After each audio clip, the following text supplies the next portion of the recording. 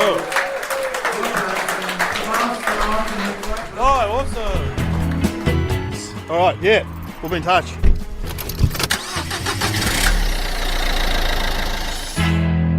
You're listening to The Debrief with Dave O'Neill and talking to a comedy legend. Everyone who comes on my podcast is a comedy legend. How long have you been in comedy, Matt? About 4.5 years. Matt Stewart, ladies and gentlemen. But you won Raw, didn't you? Did you win Raw? Yeah, I did win Raw. What year was that? 2014. You've only been in comedy for 4.5 years? Yeah, it was a very early gig when I did Raw. How old were you when you started comedy? 29. Oh, you were a late starter. Yeah. There's Lawrence Mooney age, I believe. Carl Chandler, too. Carl Chandler, Moon Is Man. it 29-year-old as well? 29, he was 29. Oh, it's a very exclusive club. What did you do before comedy? I was doing some comedy things like sketch stuff with some friends. One of the guys was on tonight, Andy Matthews. Andy Matthews, very funny. I've never seen him before. I know who he is. I've seen him in writers' rooms. Yeah, he writes. Yeah, he writes does a a lot of lot. writing. Yeah. Alistair Tremblay-Birchall's a big writer as well. ATB. ATB. So me. Another comedy legend. That's right. A lot of legends around, aren't there? They're legends to me, but they. Yeah, so the three of us plus. That's your Beck generation. Potatoes. Yeah, we did sketch, like online sketches and stuff. Yeah. And I was Drinking my orange juice. Huh? Oh man, we're going off. This is good orange juice. We're not in a car. We're in like a. Gavin, we're in Tasmania basically because you're married to a Tasmanian. Yes. And I'm doing a gig at Jokers, and we're both at Jokers, this great club at Gavin Baskerville, who's a former Perth via Melbourne-based comic who moved to Tassie and started a club here with his partner. It's a fun club. I think that's the third time I've done it. Yeah, it's great, and we're in a basement flat of Gavin's wife's mother. And look, there could have been some crimes committed here. Who knows? I would say almost definitely. It's like a former garage. It's got a very low ceiling. Anyway, enough of that. But the Jokers is at the Polish Club, which is a classic ethnic club. They're all the same around Australia. They tend to be a harsh brick building with foreign beer and good food in there. And the Polish guys behind the bar. And so many beers. So many Polish beers. They had them lined up. I reckon they had 20 different Polish beers. Last time I was here, Anthony Morgan, he is a comedy legend. He is. He's another one of my absolute favourites. He supported me because he lives down here. And the guy came to pick me up and he goes, "Oh, your support act's a bit drunk." And when I got there, Anthony was blaming the Polish beer. He goes, "They're bigger than normal and they've got higher alcohol percentage." Been there. We've all fallen been for that there. trap. Yeah, fallen for that The trap. Polish trap. I liked it halfway through a bit when you realised that you were... I do a joke about a Polish guy next door to me, which is a true story. Well, no, that's not true. I lived next to a very old Polish guy when I lived in the western suburbs of Melbourne.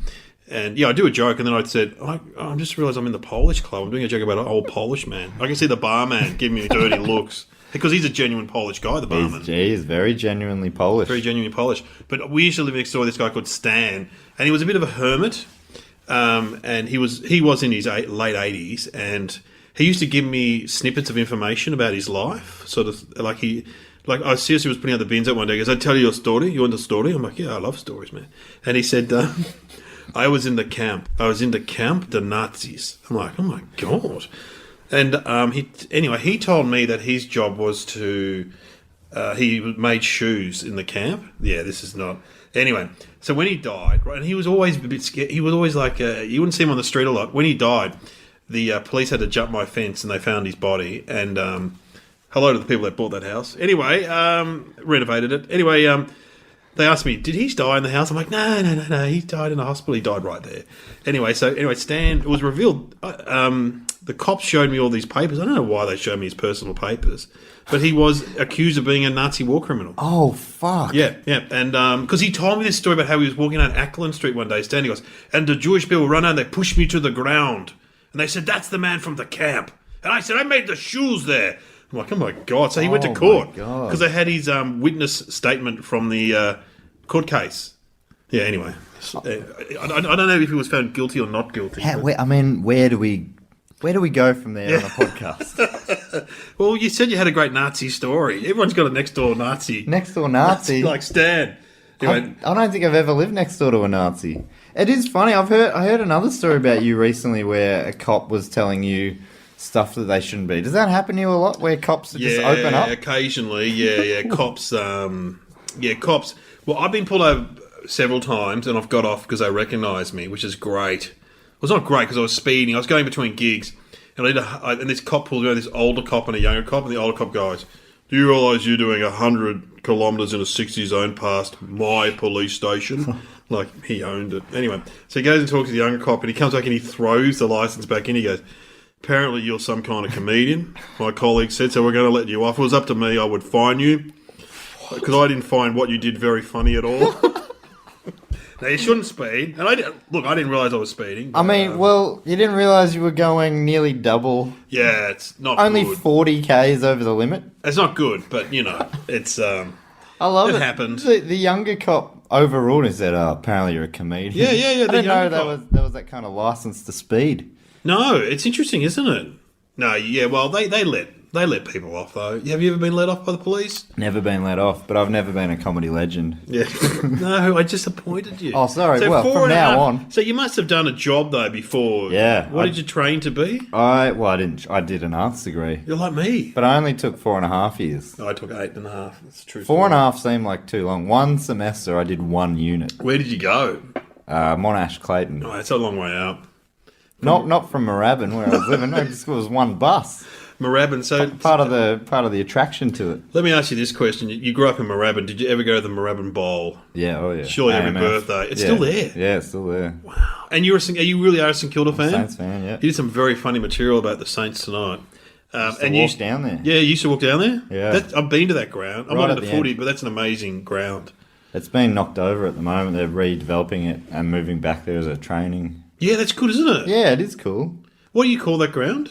It used to be called Linton Street. Now it's called Linen House Oval or some shit like that. Oh, I don't hate it when they do that. It doesn't have a really good catchy name like Windy Hill, though, does it? Yeah, Windy Hill's great. I live near Windy Hill now. So then what did you do, though?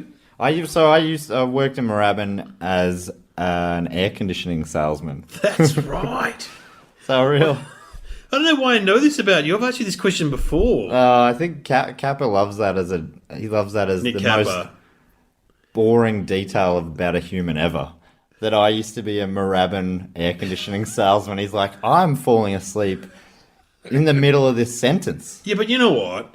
I love air conditioning because we grew up in houses that didn't have any air conditioning. Now I've got aircon and I love it. Yeah. It was one of the things I insisted on getting when I had a house, moved into a new house. Were you a gun salesman? Well, I mean, I don't reckon. looking at me, Yeah. I was unconventional, I think. I think my Were you honest? My trick was that I was just brutally honest about everything. Yeah. And so every now and then someone would be like, look, I at least trust you. Yeah, he's not ripping us off, Yeah. this guy. But How yeah, long were you a salesman for? about 7 years. Wow, how did you get into sales? I went on a backpacking trip through Europe and I got back and I needed a job very quickly and my cousin was working as an air conditioning salesman. Wow, family And he's business. like, there's a job opening up. And yeah, it was a summer job. I was meant to do it for one summer.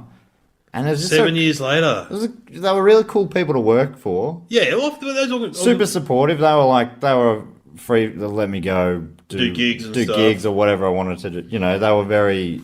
Did you meet your now partner when you were an air conditioning salesman? Did she see you at your lowest? Yeah, she did. Yes. Well, that's good in a way. Yeah. I mean, Well, I think was it's that good. lower than this? Sitting in a basement garage flat in Hobart. I'm not having a go at Hobart. I love Hobart. Yeah, no, we love Hobart. Hobart's great. Hobart's great. We had a great dinner at Winston's. Yeah, that was great, that pub. That's a It's really like a young good pub. person's pub. Yeah, it's It's like young, trendy hipsters out. and we just felt really at home in Oh, there. I felt old, but anyway, that's all right. You've got a beard and stuff. You look young. So, because salesmen are very... I'm always impressed by really good salesmen. Yeah. Or women, because I worked in radio for years. People make good money. I thought you were through- saying really good salesmen or women, like Yeah, two just categories. women. I'm really impressed by really good women, but I noticed that in sales, the ones that did well were either very attractive or the blokes were sporty, and so they could take these clients out for lunch and go, "What about those pies? What about those Saints? Anyway, you want to buy some more advertising?" I did not tick either of those No. boxes. No, but you'd like the Saints. I could chat about lots of stuff. One of my a guy I know. Okay, just got a name drop here. The guy from the Music Man. Do you remember the Music Man? Yeah, hey, The it's Music Saturday. Man. Yeah. Yep. Brooksy, the lead of the Music Man, sells shipping containers. Right? That's his job. He sells shipping containers to people that need them. So he's not door knocking on me and you. and saying, you know, she's going into industrial hubs and selling shipping containers. And so he said for a long time the Music Man thing got him in the door. Right. Because, you know, it's Brooksy's from the Music Man. Oh, I saw you on Hey Hey. Anyway, so that started to fade. So he employed Peter Dacos, the Macedonian marble. Yeah. For people that don't know footy, he's a Collingwood legend. Still, Dacos. massive legend. I think one of his sons is still maybe playing. His son had his debut the other day. Yeah. Anyway, so he said they go to these. I don't know if Dakes is still doing this, but this was a couple of years ago. They would go to these industrial waste hubs around Melbourne and say Bayswater, and they go into the reception and say, "Hi, we're here to sell you a shipping container," and the reception would go, "Oh, we're not really looking for a shipping container," and he go, "Hey, just tell your boss that Peter Dacos is in the foyer," and he goes, "Not once have they been turned down." It's like blokes just run out of their offices. Oh my god, Peter Dacos is here. That is a great trick. Yeah. Well, maybe you should have a footy career. Oh, I need it was a bloody footy career. One time I sold an air conditioner, right? And the installer was talking to, the installer's telling me the story later on. He was talking to the owner of the house and he goes, who sold this one? Like, I don't understand how he thought this would work or whatever. And the owner's like, oh, he was it's kind of like a stoner kind of guy. I'm not a stoner, but he's a kind of like a stoner kind of guy. And that was you. And then at the time I was doing community TV live on 31 in the mornings. Oh, mate. And he goes, hang on, that guy? Because it was on the TV in the corner of the room. What are the odds of that happening? Selling an air conditioner and the guys watching Channel 31. Very, very slim. Even though I've done Channel 31 shows back in the day, and people they see you on it. Definitely, people do see you on 31. Yeah, people who watch it love it. Right into it. Yeah, and they, so you did a bit of that community TV stuff. Yeah, that's where I met Alan, Andy, and Beck, and all the stupid old people who are. So that's your studio in Brunswick. That's right. Yeah. So the five of us all met doing breakfast TV for 31. Oh my god! And then you set up your own sort of production company. Yeah, that's right. And you do TV shows, tours. Yeah. And you do podcasts from there, don't you? Yeah, we got a little podcast studio. I've been to that studio, and guess what? There's no aircon. No, there is not. Bloody hot. No, I know how much it costs, and we cannot afford it. I've been listening to your podcast, and you actually talk about the warm room. Fuck, it's so hot. And I always go, I know that room. I straight away, your co-host Jess was saying, no one knows what you're talking about. I think, I know what he's talking about. I've done a podcast. I've done Kappa's podcast in there. Yeah, that's it. I really enjoyed that episode. It was fun. It was the first episode. Yeah, it was. That's right. Yeah, they're my favourite kind of podcast. Listen to Australian comedians who've been going around for a decade years. Or two. Yeah. You had so many stories. Oh, hundreds. I just told you the one about my next door neighbour, Nazi Stan, and you weren't impressed. That's not really a stand-up story. Oh, look, I was very impressed by that. I just didn't know what to do with it. Yeah, the exactly. recorder at my face. Exactly. It's hard. Nazis it can be hard. Look, I just want to go on the record and say I'm entirely against Nazis. Yeah. And Stan sounds like I don't care if he was making shoes or what. Yeah. I reckon even Nazi shoes, I reckon no good. Yeah, I think I don't know what he was doing in that. I had to go to his funeral. I had to speak at his funeral. What? Yeah, I know, because there was no one else. Speaking of Nazi funeral. Yeah. Dave, what have you done? The Australian Patriots were there. No, there weren't many people there. There was his lawyer, a very distant relative, and us. Yeah, it was.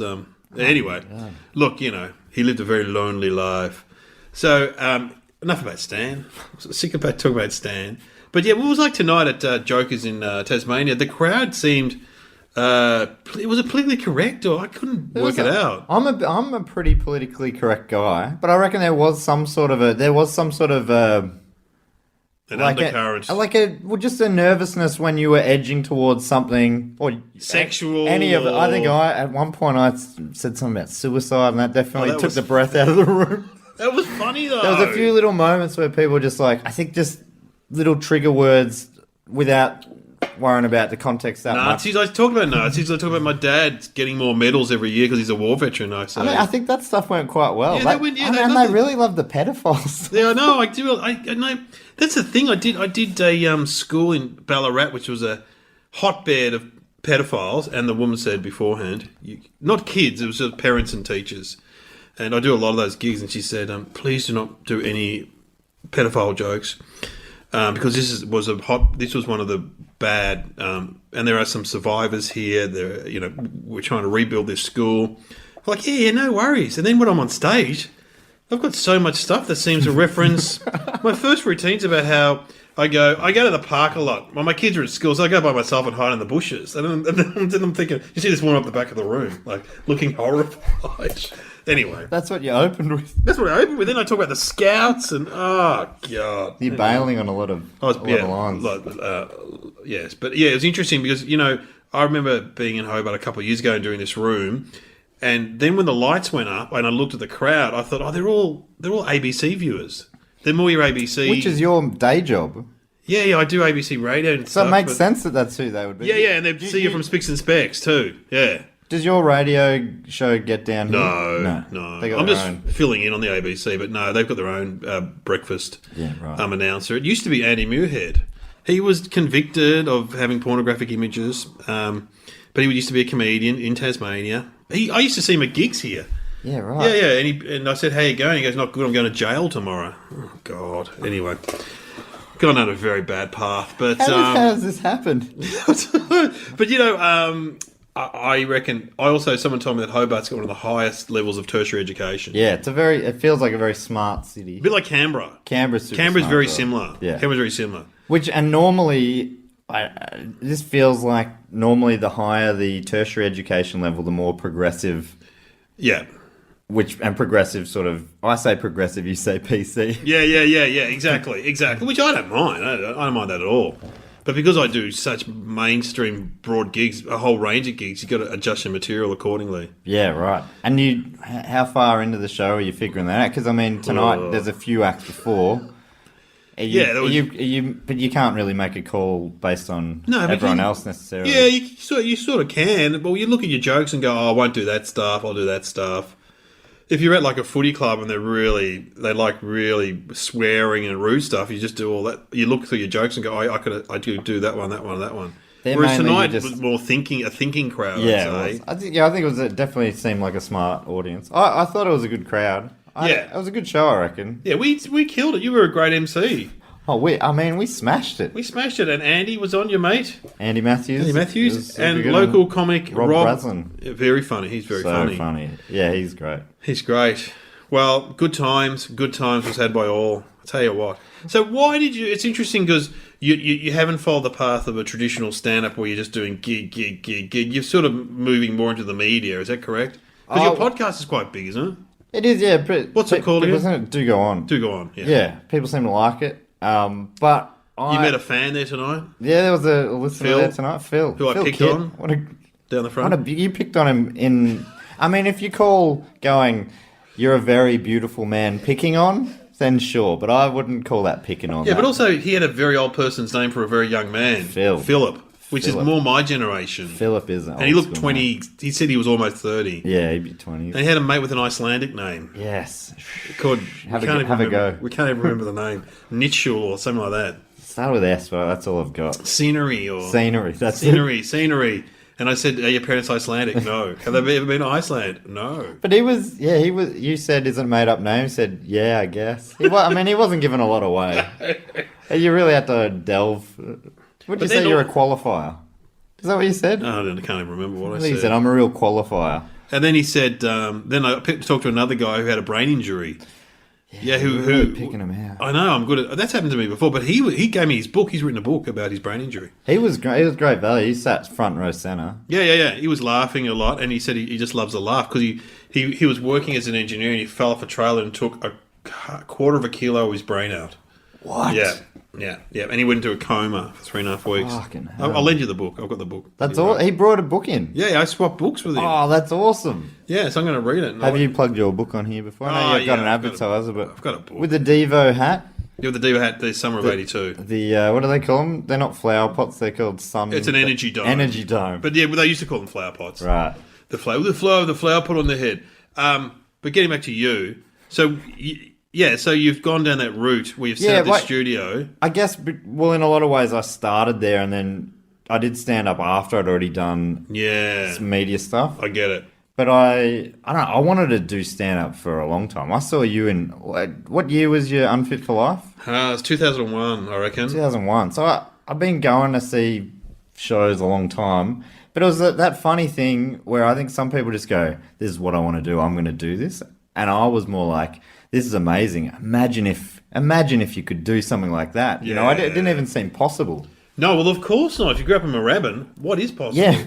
But no, it's similar to I grew up in Mitcham, and you didn't. The thing is, you didn't know any comedians. Yeah. You didn't know how to do it, and you thought they were special people. Totally. I thought they must have come from a special place, and then when I got into it, I realised, no, they're not special. It's just normal people who just had a crack one day. Yeah, that's right. It's amazing. Yeah, because I was in bands. We all formed bands in the 80s because we knew there was a guy at our high school who was Richard Pleasance, who was the bass player in Boom Crash Opera. Wow. Who had lots of hits, and we're like, oh, wow, if he could do it. We all formed. We were terrible musicians, but you got gigs, you met girls, it was good fun. But then after a while, I just went, oh, comedy would be so much better. You have to carry equipment. Right. You have to have the drummer load his drum kit out. Did you ever bring the bass along to? Yeah, I played it in shows? gigs. Yeah, I would have played it at that Unfit for Life. Right. I played my bass on stage. The thing I remember most vividly is the start where you came out miming to a song with a rose between your teeth. Air Supply. Yes.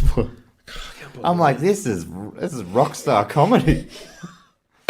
It was like you were really using because it's a great rock venue. The Hi-Fi. I've seen so many great bands there, but you were using it like if you just stood there and told jokes, right? I think it was the right way to start a show in that venue. That year was the same year that before me was Johnny Vegas with his pottery wheel. No shit. Yeah, where he used to get up a female from the crowd, and I thought they were a plant, but they weren't. And he's an actor now. He doesn't do stand up apparently anymore. Or maybe he's got back to it. Big fat bloke, and very funny. But watching his show was like being taken hostage because it was sort of half real. And he'd talk about being a pottery student at TAFE in England, and then he'd get up a girl and he could really do pottery on the wheel. And he'd get up a girl from the crowd and he'd do the scene from Ghost and play that "Oh my truth," and then put his muddy hands all over this. Oh my god! That's why you were assuming it was a plant. Yeah, I thought it was surely a plant. he wouldn't. And then I was on in the middle, so then you get a different audience in, and then Mighty Boosh run after me. Fair to say, whatever happened to these people? You know what I mean? Wow, that's a hot lineup. Yeah, and the Boosh.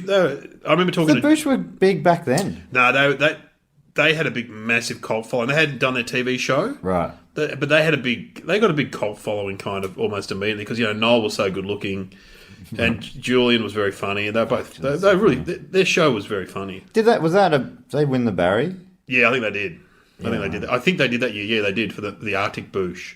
And they said, oh, we're going to go back and do a TV show now. And, yeah, good luck, boys. Good luck. Anyway. Yeah, have a go. Then they became huge. But they were very funny. They were big fans of the Goodies. Julian loved the Goodies. I grew up on the Goodies. Yeah, because I remember I had to go and do an interview with Tim Brooke Taylor for TV or something I was doing. And he's like, oh, wow, I'd love to meet Tim Brooke Taylor. So I said, oh, he probably has by now. You'd hope so. Yeah, imagine. But the Goodies toured. I saw them. They toured. It was they played that theme song, Goodies. Goodies, yum, yum, da-da-da-da-da-da. And the crowd just went crazy, and they came out on a walking frame, but like a 3-piece walking frame, like a tandem. Oh, it was very good. They're very good. That's very good stuff. Tandem walking frame is funny. But when you see them now, you go, Graham Garden was the best one, I reckon. Because I used to love Tim Brooke Taylor. Right. And I think as a kid, I liked Bill Oddie because he had a beard, right? Yeah. I think it's just often it's the most easily physical trait that you can grab onto. He was like the rock and roll kind of dude. He used to do all the music and stuff. Right. He wrote all the songs, apparently. The Goodies. So you better talk about the Goodies and Nazis. I bet you they did a Nazi episode. I'm sure they. Yeah, they would've. must have done a Nazi episode. It's a show that I haven't been brave enough to go back to. I assume it hasn't aged well. Some of them are funny because my partner's got it out for the kids, and she's like, "Oh my god, the portrayal of women in this is not good." Right. They're always dressing up PC. as not PC. Very un-PC. It's very un-PC. And there's always Tim Brooke Taylor's always dressing up as a woman, and he's quite pretty. Like whereas Bill Oddie doesn't make a good woman, but Tim Brooke Taylor is very attractive, man. Yeah, it was back in the days of comedy when there weren't any females, so the males had to dress up. There was a real shortage back then. Yeah, they had no other options. I know, unbelievable. Well, they started with the Monty Python crew and all those guys, the same generation. People will be talking about us like this in 30 years' time. Oh, no doubt. They'll be. So that's interesting that you've done, but you still do a fair bit of stand up, do you? Yeah. Well, I'd call that my main creative, whatever. I was about to say outlet. Yeah. Sounded like I was being too scientific about it. Are you working on I'm a real anything? scientist, Dave. Well, I used to sell aircon, mate. Oh, yeah. Are you working on any other bigger projects? At the moment, the main thing I'm thinking about is festival shows, which I get like a month and less than 2 months till I go to Perth. And what's it called? It's called, what is it called? It's called Dry Ginger Male. Oh, that's a good title, because you have got red hair. I've got red hair. I'm a male. It's very clever and awful. I don't know. It's on that, that spectrum somewhere between good and the worst. Yeah. And one light you can look and go, that's really funny. The next day you go, what did I do that for? Fuck? Yeah, I've already, when I thought of it, I'm like, yeah, that works. But, I thought that the same about Unfit for Life, the show you saw about 20 years ago. I remember thinking, that's a really good title. The next day thinking, what have I done? It's the worst title ever. I know, it was really stuck in my head. Oh, you're a big fan. Fair enough. Big fan. I can't believe I'm in a bunker with you. The end of the world is coming. Anyway, look, you're listening to The Debrief with Matt Stewart. Hey, this episode of The Debrief is brought to you by Sheba. It's a great rideshare app where all the drivers are women. That's right, every single driver is a woman.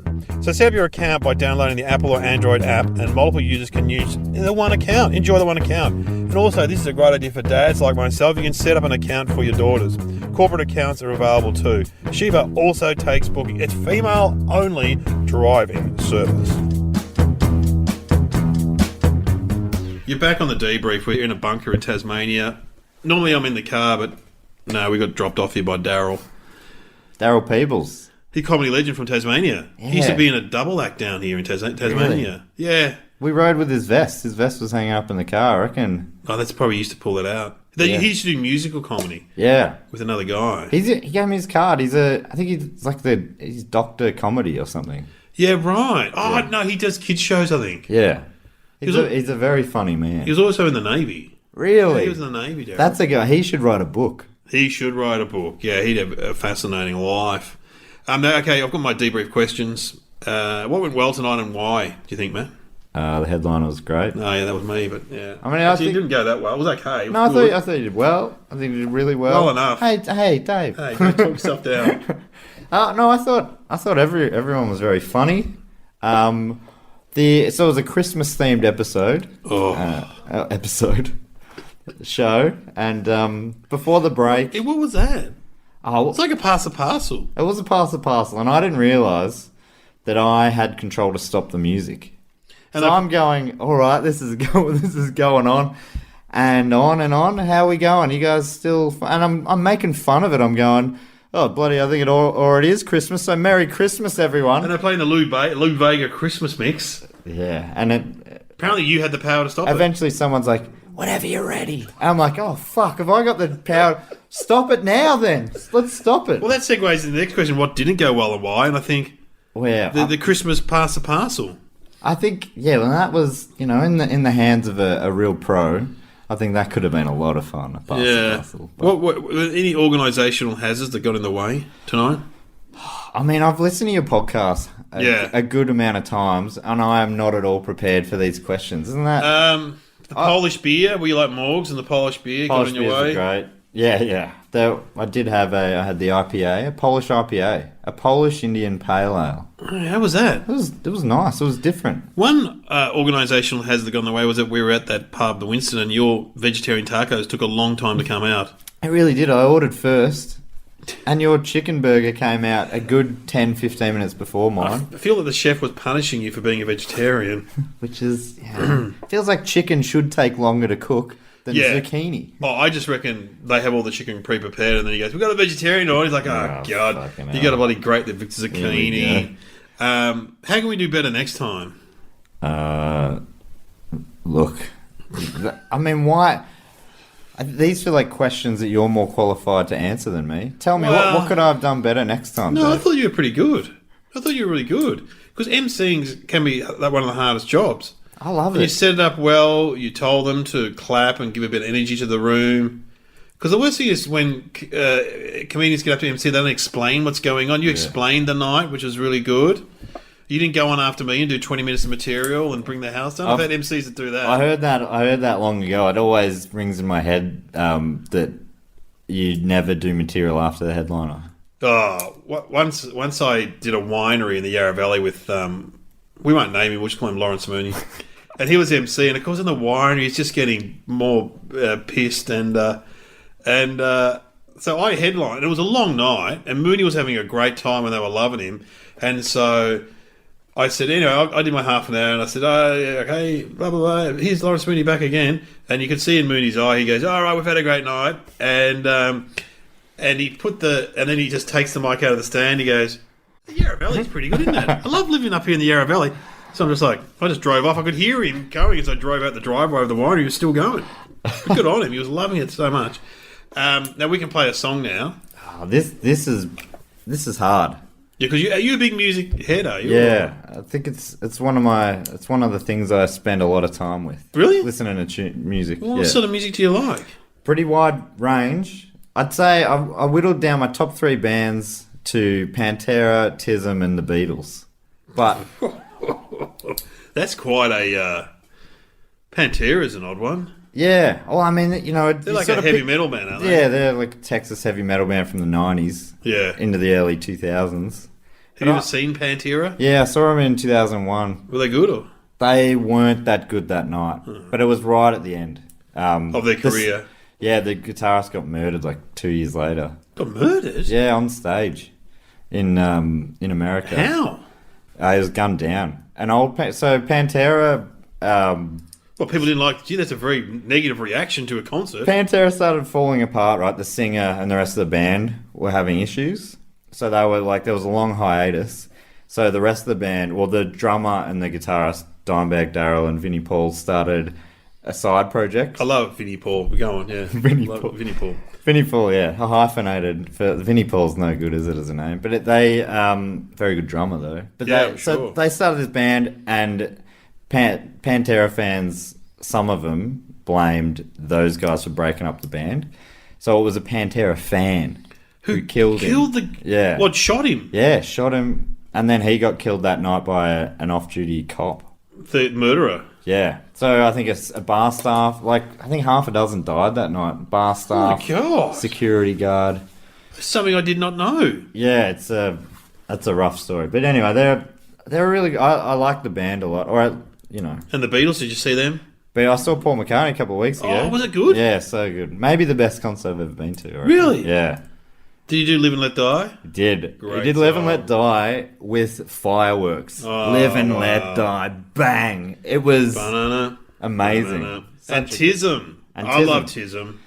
Yeah, I think we have Tism. to play some Tism. Yeah, what are your favorite? Well, I knew Tism because they were around when I was in a band, and then I remember being at a nightclub.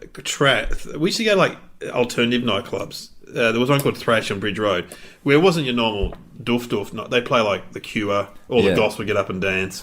They'd play, the Smiths, all the guys in cardigans would get up and dance. They'd play a bit of ska. We get up and skank, that kind of nightclub, like an alternative nightclub. Yeah, I used to go to some of those in the early 2000s. Next and Bang. Yeah, yeah. You Goo. really? Went to Goo. Goo. Yeah, well, Goo was a bit like that, wasn't it? Yeah, the old Metro. The Metro, yeah, and so anyway, there were these two guys there, one short one, one tall one, and so the rumor went around they're the guys from Tism. So I went up to him and said, "Hey, are you guys from Tism?" And Damien, who's the short one, goes, "Yeah, who wants to know?" I said, I love Tism." He goes, "Yeah, we are. We're the guys from Tism, whatever." Yeah. And so I just met them there. Then I would see them around. Now that I knew what they looked like, they're both teachers. Right. They're both teachers in the public system. Ron Damien, Barassi. yeah, the tall one. Yeah. And the short one, Damien. So, yeah, Ron would do more of the shouting. Yeah. And the shorter one, Damien. Damien was more of the singer. Yeah, Peter was the tall one. Yeah, Peter. Yeah, Peter. Anyway. I never really tried to delve into their. I mean, Because when you do. Damien Cowles he's outed himself. Yeah, I interviewed him on Channel 31 a couple of years great. ago. So I was really. Yeah, he says he's a guy from Tism, which Yeah. is, but they they just had great pop songs. Amazing, yeah. Great, and funny. Like, we used to love Foster's Car Park Boogie, yeah. Because that was a nightclub in Dandenong. Right. Foster's Night Spot. I'm a bogan baby, always was. I'm only happy when I punch him out. And they had that one about being a uni student and drinking red wine and listening to the Doors, which Yeah, they didn't like the Doors much. Or didn't say. Or No. you never really know what they do and don't like. I mean, they sang a lot of footy songs. I'm pretty sure they love footy, I think. some of them. I think Ron Hitler Barassi loves it, and Damon Cow has no interest in it. Yeah, well, Damien used to be a copywriter at Triple M. Right. Because when I started working there in the 90s as a comedy writer, they employed comedy writers for a while in Triple M, and everyone would say, that guy in there, he's the guy from Tism. But I knew him. I mean, You didn't ever played with them or anything, did you? No. One Captain of my friends Coco? played in them. Yeah, well, I was in a band in the 80s, and we weren't very good musicians, but one of my other friends was in... he was in a band called Finland Station, and he would fill in on Tism because they wore masks. Right. So they just needed someone who could play the drum machine and dance occasionally, and he would fill in. When one of the guys didn't want to do it. But they always had to have the singers, though, and I think it was always the same guitarist whose name was Sean Kelly, not the guy from the Moles, but another Sean Kelly. Yeah. Yes, I think the guitarist switched about somewhere around halfway through. Yeah. But yeah, I don't... I mean, Tism were I'm just- a bit of a Tism nerd, but I'm not like... Full I on. never went quite to stalking, so I knew all of them. But I think it went from Leek Van Vlahen or something like Yeah. that. And then he must have left, and then they got in a guy called Token Blackman. One of them died, too. I think it was Token Blackman. Yeah. The keyboardist died. I think he was a lawyer. Yeah. One of them died. They were But they were just all from the same school. They were all from a right. Catholic. I think is it Mazenod, which is for Melbourne people. It's on the southeastern freeway, Right. And it's kind of like the classic lower socioeconomic Catholic. It's not a posh one, Right. It's like and always they turned out a lot of footballers. I think that's... I think it's Mazenod. they're man, I the must be schools wrong. that I went to. Yeah, like you went to, Yeah. very similar to St. Bede's where you went. The ones where I used to ride past the Bentley Secondary in my shitty St. James Blazer, and they're yelling out like homophobic slurs. Yeah. Go, nice blazer. And I'm like, what are you talking about? Our school's shitter than yours. What are you... Yeah, well, we had the same thing. I went to the high school, but there was a Catholic school down the road where Lawrence Mooney was a student. Anyway,